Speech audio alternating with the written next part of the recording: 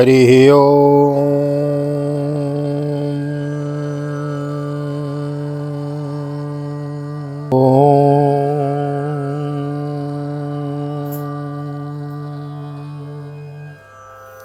जय श्री राधे, जय श्री कृष्ण। आप सभी को एक बार पुनः आप सभी का बहुत बहुत स्वागत है आप ही के YouTube चैनल भक्ति मार्ग वृंदावन। मैं राधेश्याम वशिष्ठ हृदय से आप सभी का बहुत बहुत स्वागत करता हूं और ले चलता हूं आज की पावन कथा प्रसंग में। श्रीमद् भागवत के अंतर्गत नवम स्कंद की कथा हम श्रवण कर रहे हैं और आज चतुर्थ अध्याय में प्रवेश करेंगे। नाभाग और अम्बरीश के चरित्र की कथा श्रवण करेंगे। सूर्यवंश के राजाओं की कथा श्रवण कर रहे हैं। विस्तार पूर्वक भागवत की कथा चली हुई है। यथारूप मूल पाठ मूल भागवत लेके चले हुए हैं। एक निवेदन अवश्य करना चाहूँगा, प्रथम बार हमारे चैनल पे आए हैं अथवा केवल वीडियो देखने के लिए आते हैं तो कृपया करके चैनल को सब्सक्राइब कर लीजिए, बेल आइकन को भी प्रेस कर दीजिए। और आइए देर न करते हुए ले चलता हूँ आज की पावन कथा प्रसंग में। सर्वप्रथम करेंगे भगवान नाम संकीर्तन। श्री कृष्ण गोविंद हरे मुरारी, हे नाथ नारायण वासुदेव। श्री कृष्ण गोविंद हरे मुरारी, हे नाथ नारायण वासुदेव। हे नाथ नारायण वासुदेव, हे नाथ नारायण वासुदेव। श्री कृष्ण गोविंद हरे मुरारी, हे नाथ नारायण वासुदेव। नारायणं नमस्कृत्यं नरं चैव नरोत्तमं देवीं सरस्वतीं व्यासं ततो जयमुदीरयेत्। कृष्णाय वासुदेवाय हरये परमात्मने प्रणतः क्लेशनाशाय गोविन्दाय नमो नमः। ओम नमो भगवते वासुदेवाय। श्रीमद्भागवत महापुराणम् अथ नवम स्कंदः अथ चतुर्थोऽध्यायः। श्रीशुक उवाच। नाभागो न भगापद्यं यं ततं भ्रातरः कविं यविष्ठं व्यभजन्तायं ब्रह्मचारिणमागतं। भ्रातरो भाङ्तो किं मह्यं भजामो पितरं तव त्वां ममारियस्तथा भाङ्क्षोर्मां पुत्रक्तदादृथा। श्री सुखदेव जी कहते हैं, परीक्षित मनुपुत्र नवक का पुत्र था नाभाग। जब वह दीर्घ काल तक ब्रह्मचर्य का पालन करके लौटा तो बड़े भाइयों ने अपने से छोटे किंतु विद्वान भाई को हिस्से में केवल पिता को ही दिया। संपत्ति तो उन्होंने पहले ही आपस में बांट ली और कह दिया, भाई तुम्हारे हिस्से में केवल पिताजी आए हैं, इनकी सेवा करो। घर संपत्ति स्वयं रख लिया। संपत्ति तो उन्होंने पहले ही आपस में बांट ली थी। उसने अपने भाइयों से पूछा, भाइयों आप लोगों ने मुझे हिस्से में क्या दिया है? तब उन्होंने उत्तर दिया कि तुम्हारे हिस्से में पिताजी को ही तुम्हें देते हैं। उसने अपने पिता से जाकर कहा, पिताजी मेरे बड़े भाइयों ने हिस्से में मेरे लिए आपको ही दिया है। पिता ने कहा, बेटा तुम उनकी बात न मानो। इमे अंगिरशः शत्रम आसते द्योसुमेध षष्ठम षष्ठमुपेत्याः कवि मुह्यन्ति कर्मणि तांस्त्वं संशय सूक्ते द्वे वैश्वदेवे महात्मनो तेश्वर्यन्तो धनं सत्र परिशेषितमात्मनः। दास्यन्ति ते तथान्गक्ष तथा स कृतवान् यथो तस्मै दत्त्वा ययुस्वर्गं ते सत्र परिशेषितं। तं कश्चित् स्वीकरिष्यन्तं पुरुषः कृष्णदर्शनः उवाचोत्तरतोभ्येत्य ममेदं वास्तुकं वशो। देखो ये बड़े बुद्धिमान आंगिरस गोत्र के ब्राह्मण इस समय एक बहुत बड़ा यज्ञ कर रहे हैं, परंतु मेरे विद्वान पुत्र वे प्रत्येक छठे दिन अपने कर्म में भूल कर बैठते हैं। तुम उन महात्माओं के पास जाकर उन्हें वैश्वदेव संबंधी दो सूक्त बतला दो। जब वे स्वर्ग जाने लगेंगे तब यज्ञ से बचा हुआ अपना सारा धन तुम्हें दे देंगे, इसलिए अब तुम उन्हीं के पास चले जाओ। उसने अपने पिता की आज्ञानुसार वैसा ही किया और आंग्रसी गोत्र ब्राह्मणों ने भी यज्ञ का बचा हुआ धन उसे दे दिया और वे स्वर्ग में चले गए हैं। तम कश्चित् स्वीकरिष्यन्तं पुरुषं कृष्णदर्शनः वाचोत्तरतो भेद्य ममेदं वास्तुकं वसु। जब नाभाग उस धन को लेने लगा तब उत्तर दिशा से एक काले रंग का पुरुष आया। उसने कहा, इस यज्ञ भूमि में जो कुछ बचा हुआ है वह सब धन मेरा है। ममेदमृषभिर्दत्तमिति तर्हि स्म मानवो स्यान्नो ते पितरि प्रश्न पृष्टवान् पितरं तथा। यज्ञवास्तु गतं सर्वमुच्चिष्टमृषय क्वचित् चक्रुर्विभागं रुद्राय सदेवः सर्वमर्हति। नाभाग ने कहा, ऋषियों यह धन मुझे दिया है, ऋषियों ने यह धन मुझे दिया है इसलिए मेरा है। इस पर उस पुरुष ने कहा, हमारे विवाद के विषय में तुम्हारे पिता से ही प्रश्न किया जाए। तब नाभाग ने जाकर पिता से पूछा। पिता ने कहा, एक बार दक्ष प्रजापति के यज्ञ में ऋषि लोग यह निश्चय कर चुके हैं कि यज्ञ भूमि में जो कुछ बचा रहता है वह सब रुद्रदेव का हिस्सा है, इसलिए वह धन तो महादेव जी को ही मिलना चाहिए। नाभागस्तम प्रणम्याहो तवेशम किल वस्तुकम ममेदमृषभिर्दत्तमिति तर्हि स्म मानव श्यान्नोते पितरि प्रश्न पृष्टवान् पितरं तथा यज्ञवास्तुगतं सर्वमुच्छिष्टमृषयः क्वचेत् चक्रुर्विभागं रुद्राय सदेव सर्वमर्हति। नाभागस्तं प्रणम्याहो तवेशं किल वास्तुकम् इत्याह मे पिता ब्रह्मन् शिरसां त्वं प्रसादये यत्ते पिता वदद्धर्मं त्वं च सत्यं प्रभाससे ददामि ते मंत्रदर्शे ज्ञानं ब्रह्म सनातनं। नाभाग ने जाकर उन्हें काले रंग के पुरुष इंद्र भगवान को प्रणाम किया और कहा कि प्रभु, यज्ञ भूमि की सभी वस्तुएं आपकी हैं। मेरे पिता ने ऐसा ही कहा है। भगवान, मुझसे अपराध हुआ, मैं सिर झुकाकर आपसे क्षमा मांगता हूँ। तब भगवान रुद्र ने कहा, तुम्हारे पिता ने धर्म के अनुकूल निर्णय दिया है और तुमने भी मुझसे सत्य ही कहा है। तुम वेदों का अर्थ तो पहले से ही जानते हो और मैं तुम्हें सनातन ब्रह्म तत्व का ज्ञान देता हूँ। गृहाणो द्रविणम दत्तम मत्सत्रे परिशेषितम इत्युक्त्वान्तर्हितो रुद्रो भगवान सत्यवत्सलः यो एतत् स्मरित प्रातः सायं च सुसमाहितो कविर्भवति मंत्रज्ञो गतिं चैव तथात्मनो नाभगोदाम्बरीशो भून्महाभागवतः कृति नास्पृशद् ब्रह्मशापोऽपि यं न प्रतिहतः क्वचित्। यहाँ यज्ञ में बचा हुआ मेरा जो अंश है, यह धन भी मैं तुम्हें ही दे रहा हूँ, तुम उसे स्वीकार करो। इतना कहकर सत्यप्रेमी भगवान रुद्र अंतर्ध्यान हो गए। जो मनुष्य प्रातः और सायंकाल एकाग्र चित्र से इस आख्यान का स्मरण करता है वह प्रतिभाशाली एवं वेदज्ञ तो होता ही है, साथ ही अपने स्वरूप को भी जान लेता है। नाभाग के पुत्र हुए अम्बरीश, वे भगवान के बड़े प्रेमी और उदार धर्मात्मा थे। जो ब्रह्मशाप कभी कहीं रोका नहीं जा सका, वो भी अम्बरीश का स्पर्श न कर सका। राजो वाचो भगवत् श्रोतुमिच्छामि राजर्षिस्तस्य धीमतो न प्राहुर्यत्र निर्मुक्तो ब्रह्मदंडो दुरत्ययो। राजा परीक्षित ने पूछा, भगवान, मैं परम ज्ञानी राजर्षि अम्बरीश का चरित्र सुनना चाहता हूँ। ब्राह्मण ने क्रोधित होकर उन्हें ऐसा दंड दिया जो किसी प्रकार टाला नहीं जा सकता, परंतु वह भी उनका कुछ न बिगाड़ सका। श्री शुकोवाचो अम्बरीशो महाभागा सप्तदीपवतीं महिम अव्ययां च श्रियं लब्ध्वा विभवं चातुलं भुवि मेनेति दुर्लभं पुंसां सर्वं तत्स्व न संस्तुतं विद्वान् विभव निर्वाणं तमो विशति यत् पुमान् वासुदेवे भगवती तद्भक्तेषु साधुषु प्राप्तो भावं परं विश्वं येनेदं लोष्टवत् स्मृतं। श्री सुखदेव जी ने कहा, परीक्षित, अम्बरीश बड़े भाग्यवान थे। पृथ्वी के सातों द्वीप, अचल संपत्ति और अतुलनीय ऐश्वर्य उनको प्राप्त था। यद्यपि ये सब साधारण मनुष्यों के लिए अत्यंत दुर्लभ वस्तुएं हैं, फिर भी वे इन्हें स्वप्न तुल्य समझते थे, क्योंकि वे जानते थे जिस धन वैभव के लोभ में पड़कर मनुष्य घोर नरक में जाता है वह केवल 4 दिन की चांदनी है, उसका दीपक तो बुझाया ही है। भगवान श्री कृष्ण में और उनके प्रेमी साधुओं में उनका परम प्रेम था। उस प्रेम के प्राप्त हो जाने पर तो यह सारा विश्व और इसकी समस्त संपत्तियाँ मिट्टी के ढेले के समान जान पड़ती हैं। सवै मनः कृष्ण पदारविंदयोर्वचांसि वैकुंठ गुणानुवर्णने करो हरिर्मंदिर मार्जनादिशो श्रुतिं चकाराच्युत सदकथोदये मुकुंदलिंगालय दर्शने दृशो तद्भृत्यगात्रस्पर्शिंग संगमं घ्राणं च तत्पाद सरोज सौरभे श्रीमत्तुलस्यारसनां तदर्पिते। उन्होंने अपने मन को श्री कृष्णचंद्र के चरणारविंद युगल में, वाणी को भगवत गुणानुवर्णन में, हाथों को श्री हरि मंदिर के मार्जन सेचन में और अपने कानों को भगवान अच्युत की मंगलमयी कथा श्रवण में लगा रखा था। उन्होंने अपने नेत्र मुकुंद मूर्ति एवं मंदिरों के दर्शनों में, अंग संग भगवत भक्तों के शरीर स्पर्श में, नासिका उनके चरण कमलों पर चढ़ी श्रीमती तुलसी की दिव्य गंध में और रसना जिह्वा को भगवान के प्रति अर्पित नैवेद्य प्रसाद में संलग्न कर दिया था। पादौ हरे क्षेत्र पदानुशर्पणे शिरो ऋषिकेश पदाभिवंदने कामं च दासेन तु काम्यया यतोत्तम श्लोक जनाश्रयारति एवं सदा कर्म कलापमात्मनो परोधि यज्ञे भगवत्यदोक्षजे सर्वात्म भावं विदधन महिमिमां तन्निष्ठ विप्राभीतं च सासहों ईजे स्वमेधेरधयज्ञमीश्वरं महाविमूर्त्योपचितांग दक्षिणे तद्दैर्वसिष्ठासि गतोऽसेत गौतमादिभिर्धनवन्यभिस्त्रोत्तमशो सरस्वतीम्। अम्बरीश के पैर भगवान के क्षेत्र आदि की पैदल यात्रा करने में लगे रहते थे। वे सिर से भगवान श्री कृष्ण के चरण कमलों की वंदना किया करते।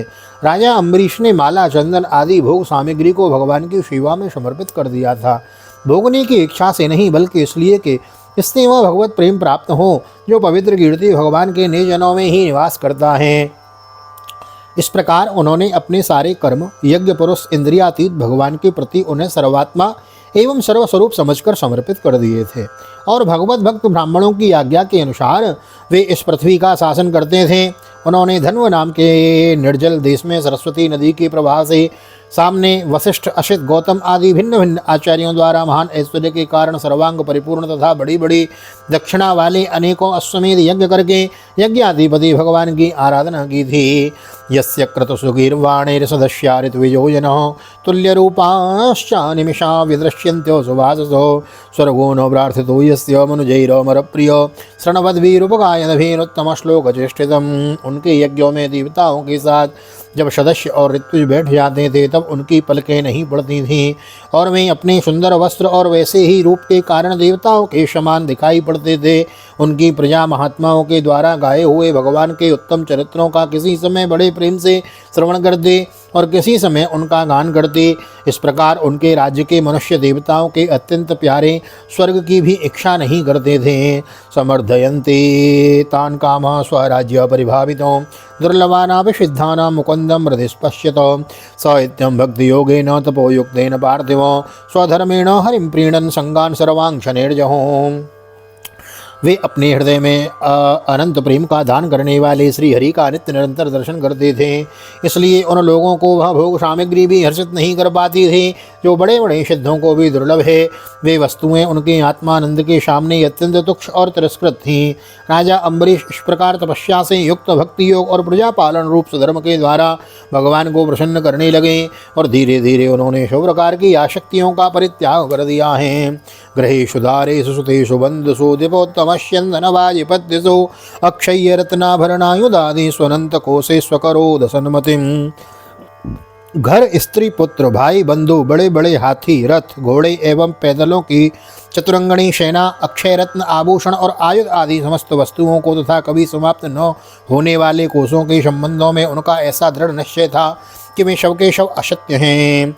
तस्मा अदाधरिश्चक्रम प्रत्यानीको भयावहम एकांतो भक्तिभावेन प्रीतो भृत्या विरक्षणम आरिराधीषु कृष्णं महिष्यातुल्यशीलयो युक्तो संवत्सरं वीरो दधारो द्वादशाई व्रतम व्रतान्ते कार्तिके मासीति रात्रं सौपोषितो स्नातो कदाचित कालिन्द्यां हरिं मधुवनेर्चयत्। उनकी अनन्य प्रेममयी भक्ति से प्रसन्न होकर भगवान उनकी रक्षा के लिए सुदर्शन चक्र को नियुक्त कर दिया था, जो विरोधियों को भयभीत करने वाला एवं भगवत भक्तों की रक्षा करने वाला है। राजा अम्बरीश की पत्नी भी उन्हीं के समान धर्मशील, संसार में विरक्त तथा भक्ति परायण थीं। एक बार उन्होंने अपनी पत्नी के साथ भगवान श्री कृष्ण की आराधना करने के लिए 1 वर्ष तक द्वादशी प्रधान एकादशी व्रत करने का नियम ग्रहण किया। व्रत की समाप्ति होने पर कार्तिक के महीने में उन्होंने 3 रात का उपवास किया और एक दिन यमुना जी में स्नान करके मधुवन में भगवान श्री कृष्ण की पूजा करी है। महाभिषेको विधिना सर्वोपस्कर संपदो अभिषेच्याम्बरा कल्पो गंधमाल्यारणादिवे तद्गतान्तर्भावेन पूजयामास केशवं ब्राह्मणश्च महाभागान् सिद्धार्थान् विभक्तितो गवां रुक्मविषाणीनां रूप्याङ्घ्रीणां सुवाससां पयस्त्रीलवयोरूपवत्सोपस्कर संपदां प्राहिणोत्साद विप्रेभ्यो ग्रहेषु निर्बुधानि षट् भोजयत्वादजानग्रे स्याद्वन्यं गुणवृत्तमम्। उन्होंने महाभिषेक की विधि से 100 प्रकार की सामग्री और संपत्ति द्वारा भगवान का अभिषेक किया और हृदय से तन्मय होकर वस्त्र, आभूषण, चंदन, माला एवं अर्घ्य आदि के द्वारा उनकी पूजा की। यद्यपि महाभाग्यवान ब्राह्मणों को इस पूजा की कोई आवश्यकता नहीं थी, स्वयं ही उनकी सारी कामनाएं पूर्ण हो चुकी थीं, वे सिद्ध थे, तथापि राजा अम्बरीश ने भक्तिभाव से उनका पूजन किया। तत्पश्चात पहले ब्राह्मणों को स्वादिष्ट और अत्यंत गुणकारी भोजन कराकर उन लोगों के घर 60 करोड़ गौएं सुसज्जित करके भेज दी। उन गायों के सींग सुवर्ण से और खुर चांदी से मढ़े हुए थे। सुंदर सुंदर वस्त्र उन्हें उड़ा दिए गए थे। वे गायें बड़ी सुशील, छोटी अवस्था की, देखने में सुंदर, बछड़े वाली और खूब दूध देने वाली थीं। उनके साथ धोने की उपयुक्त सामग्री भी उन्होंने भिजवा दी थी। लब्ध कामेरनुज्ञातो पारायणोपचक्रमे तस्य तरिहोतितं साक्षात् दुर्वास भगवान होत तमानाचार्तिथं भूप प्रत्युत्थानासनार्हणैः याचे व्यवहारायो पादमूलमुपागतो प्रतिनद्योसतानातान्द्याच्याहं कर्तुमावश्यकं गतो न्योमज्जव्रध्यानात् कलिन्दी कालिन्दी सलिले शुभे मुहूर्तादवशिष्टायां द्वादश्यां पारणं प्रति चिंतयामास धर्मज्ञोदजेस्तद्धर्म संकटैः। जो ब्राह्मणों को सब कुछ मिल चुका तो राजा ने उन लोगों से आज्ञा लेकर व्रत का पारण करने की तैयारी की। उसी समय साप और वरदान दोनों में देने में समर्थ स्वयं दुर्वासा जी भी उनके यहाँ अतिथि रूप में पधारे। राजा अम्बरीश उन्हें देखते ही उठकर खड़े हो गए, आसन देकर बैठाया और विविध सामग्रियों से अतिथि के रूप में आए हुए दुर्वासा जी की पूजा की। उनके चरणों में प्रणाम करके अम्बरीश ने भोजन के लिए प्रार्थना की। दुर्वासा जी ने अम्बरीश की प्रार्थना स्वीकार कर ली और इसके बाद आवश्यक कर्मों से निवृत्त होने के लिए वे नदी तट पर चले गए। वे ब्रह्म का ध्यान करते हुए यमुना के पवित्र जल में स्नान करने लगे हैं। मुहूर्तार्थावशिष्टायां द्वादश्यां पारणं प्रति चिंतयामास धर्मज्ञोदयस्तद्धर्म संकटे ब्राह्मणातिक्रमे दोषो द्वादश्यायां यदपारणे यत्कृत्वा साधमे भूयात् अधर्मो वा नमान् स्पृशेत् अम्बसा केवलेनाथो करिष्ये व्रतपारणं प्राहुरभक्षणं विप्रायश्चितं नाशितं च तत्। दुर्वासा जी ने अम्बरीश की प्रार्थना स्वीकार कर ली है। इधर द्वादशी केवल घड़ी भर शेष रह गई थी। धर्मज्ञ अम्बरीश ने धर्म संकट में पड़कर ब्राह्मणों के साथ परामर्श किया। उन्होंने कहा, ब्राह्मण देवताओं, ब्राह्मणों के बिना भोजन कराएं, स्वयं खा लेना और द्वादशी रहते पारण कर लेना दोनों ही दोष हैं। इसलिए इस समय जैसा करने से मेरी भलाई हो और मुझे पाप न लगे ऐसा काम करना चाहिए। तब ब्राह्मणों के साथ विचार करके उन्होंने कहा, ब्राह्मणों, श्रुतियों में ऐसा कहा गया है कि जल भी पी लेना भोजन करना भी है, नहीं भी करना है, इसलिए इस समय केवल जल से पारण किए लेता हूँ। इत्यपप्रास्य राजर्षि चिन्तयन् मनसाच्युतं प्रत्यचष्टो कुरु श्रेष्ठ द्विजागमनमेव सौ। दुर्वासा यमुनाकूलात् कृत्यावश्यक आगतो राज्ञाभिनन्दितस्तस्य अवदे च स्थितं धिया। ऐसा निश्चय करके मन ही मन भगवान का चिंतन करते हुए राजर्षि अम्बरीश ने जल पी लिया और परीक्षित वे केवल दुर्वासा जी के आने की बाट देखने लगे। दुर्वासा जी आवश्यक कर्मों से निवृत्त होकर यमुना तट से लौट आए। जब राजा ने आगे बढ़कर उनका अभिनंदन किया तब उन्होंने अनुमान से ही समझ लिया कि राजा ने पारण कर लिया है। मन्युना प्रचलत गात्रो भ्रकुटे कुटिलानना भवक्षितश्च सुतरां कृताञ्जलिमवासतो अहो वस्यो न संसस्यो श्रियोन्मत्तस्य पश्यतो धर्मव्यतिक्रमं विष्णोरभक्तस्य समानिनो रभक्त्य ये शमानिनो यो मापितो तिमायातो मातिद्धेनो निमन्त्रचो दत्त्वा भक्तवांस्तस्य सद्यस्ते दर्शये फलम्। अपने को बड़ा समर्थ मानता है, आज उसने धर्म का उल्लंघन करके बड़ा अन्याय किया है। यो मामोदिति माया तो मादिद्धेनो निमंत्रचो अदत्वा भुक्तवांस्तस्य सद्यस्ते दर्शये फलम्। एवं ब्रुवाणोत्कृत्यो जटां रोषो विदीपत तया सो निर्ममे तस्मै कृत्यां कालो नलोपमां तामापतन्तीं ज्वलन्तीं सिंहस्तां पदा भुवं वेपयन्तीं समुद्वीक्ष्य न चालो पदान्नपो। देखो, मैं इसका अतिथि होकर आया हूँ। इसने अतिथि सत्कार करने के लिए मुझे निमंत्रण भी दिया है, परंतु फिर भी मुझे खिलाए बिना ही खा लिया। अच्छा देख, तुझे अभी इसका फल चखाता हूँ।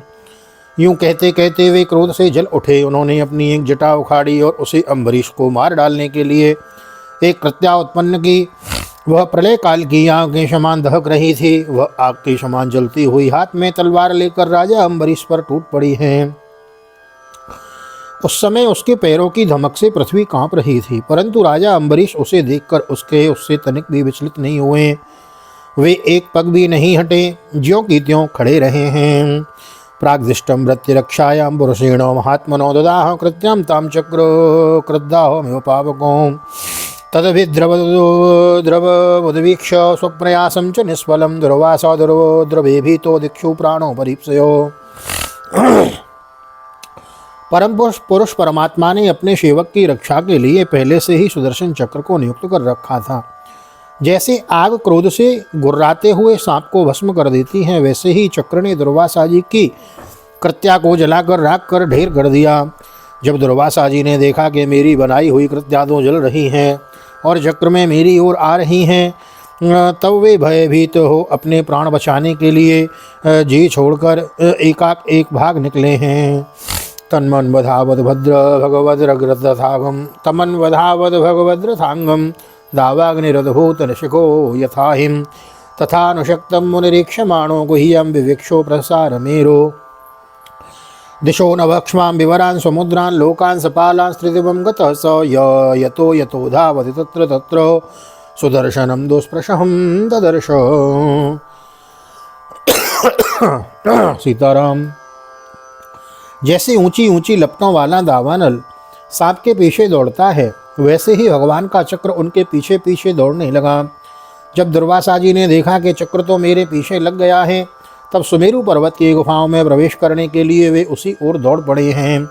दिशो न भक्ष्मां विवरान् समुद्रान् लोकान् सपालान् त्रिदिवं गतः स यतो यतो धावति तत्र तत्र सुदर्शनं दुष्प्रशहं ददर्शो अलब्धनाथो स यदा कतश्चित् संत्रस्तचित्तोरणमेषमाणो देवं विरिञ्चं समगाद्विधातो स्वस्त्रात्मयोने जिततेजसो माम्। जैसे ऊंची ऊंची लपटों वाला दावानल सांप के पीछे दौड़ता है, वैसे ही दुर्वासा जी के पीछे चक्र दौड़ा है। आकाश, पृथ्वी, अतल वितल आदि नीचे के लोक, समुद्र, लोकपाल और उनके द्वारा सुरक्षित लोक एवं स्वर्ग तक में गए, परंतु जहाँ जहाँ वे गए वहीं वहीं उन्होंने असह्य तेज वाले सुदर्शन चक्र को अपने पीछे लगा देखा। जब उन्हें कहीं भी कोई रक्षक न मिला तो वे और भी डर गए। अपने लिए त्राण ढूंढते हुए वे देव शिरोमणि ब्रह्मा जी के पास गए और बोले, ब्रह्मा जी आप स्वयंभू हैं, भगवान के इस तेजोमय चक्र से मेरी रक्षा कीजिए। ब्रह्मोवाचो स्थानं मदीयं सह विश्वमेतत् क्रीडावसाने दुपरार्धसंघे भ्रूमंगमात्रेण हि सन्धि दक्षो कालात्मनो यस्य तिरो भविष्यति। अहो भवो दक्ष भृगु प्रधान प्रजेषु भूतेषु सुरेषु मुख्यो सर्वे वयं यन्नियमं प्रपन्ना मूर्धनर्पितं लोकहितं वहामो। ब्रह्मा जी ने कहा, जो मेरी दो परार्ध की आयु समाप्त होगी और कालस्वरूप भगवान अपनी यह सृष्टि लीला समेटने लगेंगे और इस जगत को जलाना चाहेंगे, उस समय उनके भूभंग मात्र से यह सारा संसार और मेरा यह लोक भी लीन हो जाएगा। मैं शंकर जी, दक्ष, भृगु आदि प्रजापति, भूतेश्वर, देवेश्वर आदि सब जिनके बनाए नियमों में बंधे हुए हैं तथा जिनकी आज्ञा सिरोधार्य करके हम लोग संसार का हित करते हैं, उनके भक्त द्रोही को बचाने के लिए हम समर्थ नहीं हैं। प्रत्याख्यातो विरिञ्चेन विष्णु चक्रो पितापितो दुर्वासा शरणं यातो सर्वं कैलासवासिनम्। जो ब्रह्मा जी ने इस प्रकार दुर्वासा को निराश कर दिया, तो भगवान के चक्र से संतप्त होकर वे कैलाशवासी भगवान शंकर की शरण में गए। श्री रुद्रवाचो वयं न तातो प्रभवाम भूम्नि यस्मिन् परिण्येपजीवकोश भवन्ति कालेन भवन्ति हीदृशा सहस्रसो यत्र वयं ब्रवामो। श्री महादेव जी ने कहा, दुर्वासा जी, जिन अनंत परमेश्वर में ब्रह्म जैसी जीव और उनके उपाधिभूत कोश इस ब्रह्मांड के समान ही अनेकों ब्रह्मांड समय पर पैदा होते हैं और समय आने पर फिर उनका पता भी नहीं चलता, जिनमें हमारे जैसे हजारों चक्कर काटते रहते हैं, उन प्रभु के संबंध में हम कुछ भी करने की सामर्थ्य नहीं रखते हैं। अहम सनत कुमारश्च नारदो भगवान जो कपिलोपान्तरतमो देवलो धर्म आसुरी मरीचि ब्रह्मकाश्यान्ये सिद्धे सा पारदर्शनो विदामो न वयं सर्वे जन्मायां मायावृतो तस्य विश्वेश्वरस्येदं सहस्रं दुर्विशहं हिनो तमेव शरणं याहि हस्तते संविधास्यति। ततो निरासो दुर्वासो पदं भगवतो ययो वैकुंठाख्यम यदाध्यास्ते श्रीनिवासों श्रीयासहों। मैं सनत कुमार नारद, भगवान ब्रह्मा, कपिलदेव, अपरांतरम तम देवल, धर्म, आसुरी तथा मरीचि आदि दूसरे सर्वज्ञ सिद्धेश्वर, ये हम सभी भगवान की माया को नहीं जान सकते, क्योंकि हम उनकी माया के घेरे में हैं। यह चक्र उन विश्वेश्वर का शास्त्र है, यह हम लोगों के लिए असह्य है। तुम उन्हीं की शरण में जाओ, वे भगवान ही तुम्हारा मंगल करेंगे। वहाँ से भी निराश होकर दुर्वासा भगवान के परम धाम वैकुंठ में गए। लक्ष्मीपति भगवान लक्ष्मी के साथ वहाँ निवास करते हैं। संदह्यमानोजित सहस्रवहनिना तत्पादमूले पतितः सवे पतो आयाच्युतानंत सदीप्सित प्रभो कृतागसम्मा वै विश्वभावनो अजानता ते परमानुभावं कृतं मया गम्भवतः प्रियाणां विदेहि तस्यापचितं विधातुर्मुच्येत यन्नाम्नुदते नारकोपे। दुर्वासा जी ने भगवान के चक्र की आग से जल रहे वे कांपते हुए भगवान के चरणों में गिर पड़े। उन्होंने कहा, हे अच्युत, हे अनंत, आप संतों के एकमात्र वांछनीय हैं। प्रभु, विश्व के जीवन दाता एकमात्र आप ही हैं। मैं अपराधी हूँ, आप मेरी रक्षा कीजिए। आपका परम प्रभाव न जानने के कारण ही मैंने आपके प्यारे भक्त का अपराध किया है। प्रभु, आप मुझे उससे बचाइए। आपके तो नाम का ही उच्चारण करने से नार की जीव भी मुक्त हो जाता है। श्री भगवान वाचो अहम भक्तो पराधीनो यस्वतंत्रो इव द्विजो साधुभिर्ग्रस्तो हृदयो भक्तिर्भक्तो जनप्रियो नाहमात्मानमाशा से मद्भक्ति साधुभिर्विना श्रियं चात्यंत किं ब्रह्मन् प्रेयसाम गतिरहं पर। श्री भगवान ने कहा, दुर्वासा जी, मैं सर्वथा भक्तों के अधीन हूँ, मुझ में तनिक भी स्वतंत्रता नहीं है। मेरे सीधे साधे सरल भक्तों ने मेरे हृदय को अपने हाथ में कर रखा है। भक्तजन मुझसे प्यार करते हैं और मैं उनसे ब्रह्मन अपने भक्तों का एकमात्र आश्रय में ही हूँ। इसलिए अपने साधु स्वभाव भक्तों को छोड़कर मैं न तो अपने आप को चाहता हूँ और न अपनी अर्धांगिनी विनाश रहित लक्ष्मी को। ये दारागार पुत्राब्दान प्राणान वित्तमिमं परम हित्वा मां शरणं यातो कथं तास्त्यक्तुमुत्सहे। जो भक्त स्त्री पुत्र गृह गुरुजन प्राण धन इहलोक और परलोक सबको छोड़कर केवल मेरी शरण में आ गए हैं, उन्हें छोड़ने का संकल्प भी मैं कैसे कर सकता हूँ। मयि निर्बद्धो हृदया साधवो समदर्शनो वशी कुर्वन्ति मां भक्त्यो सस्त्रियो सतपतिं यथो मत्सेवया प्रतीतं च सालोक्यादिष्ट च सालोक्यादि चतुष्टयं नेक्षन्ति सेवया पूर्णा कुतोऽन्यन्त कालविद्रुतं साधवो हृदयं मह्यं साधूनां हृदयं त्वहं मदन्यत ते न जानाति नाहं तेभ्यो मनागपि। जैसे सती स्त्री अपने पातिव्रत से सदाचारी पति को वश में कर लेती है, वैसे ही मेरे साथ अपने हृदय को प्रेम बंधन से बांध रखने वाले समदर्शी साधु भक्तों के द्वारा मुझे अपने वश में कर लेते हैं। मेरे अरण्य प्रेमी भक्त सेवा से ही अपने को परिपूर्ण कृतकृत्य मानते हैं। मेरी सेवा के फलस्वरूप जब उन्हें सालोक्य सारूप्य आदि मुक्तियाँ प्राप्त होती हैं, तब वे उन्हें भी स्वीकार करना नहीं चाहते। फिर समय के फिर से नष्ट हो जाने वाली वस्तुओं की तो बात ही क्या है। दुर्वासा जी, मैं आपसे और क्या कहूँ। मेरी प्रेमी भक्त तो मेरे हृदय हैं और उन प्रेमी भक्तों का हृदय स्वयं मैं ही हूँ। वे मेरे अतिरिक्त और कुछ नहीं जानते तथा मैं उनके अतिरिक्त और भी कुछ नहीं जानता। उपायं कथयिष्यामि तव विप्र शृणुष्व तत् अयं यात्मा विचारस्ते यतस्तं यातु वै भवान् साधुषु प्रहितं तेज प्रहर्तं कुरुते शिवं तपो विद्या च विप्राणां निःश्रेयसकरे उभे ते एव दुर्विनीतस्य कल्पेते क्रतुरन्यथो। दुर्वासा जी, सुनिए, मैं आपको एक उपाय बताता हूँ जिसका अनिष्ट करने से आपको इस विपत्ति में पड़ना पड़ा है। आप उसी के पास जाइए। निरपराध साधुओं के अनिष्ट की चेष्टा से अनिष्ट करने वाले का ही अमंगल होता है। इसमें संदेह नहीं कि ब्राह्मणों के लिए तपस्या और विद्या परम कल्याण के साधन हैं, परंतु यदि ब्राह्मण उद्दंड और अन्यायी हो जाए तो वे ही दोनों उल्टा फल देने लगते हैं। ब्रह्मस्तद्गच्छ भद्रम तेना भागस्तनयं नृपम तपो विद्यां च विप्राणां निःश्रेयसकरे उभे ते एव दुर्विनीतस्य कल्पेते क्रतुरन्यथो ब्रह्मस्तद्गच्छ भद्रं तेना भागस्तनयं नृपम क्षमापायो महाभागो ततो शान्तिर्भविष्यति। इसमें संदेह नहीं कि ब्राह्मणों के लिए तपस्या और विद्या परम कल्याण के साधन हैं, परंतु यदि ब्राह्मण उद्दंड और अन्यायी हो जाए तो वे ही दोनों उल्टा फल देने लगते हैं।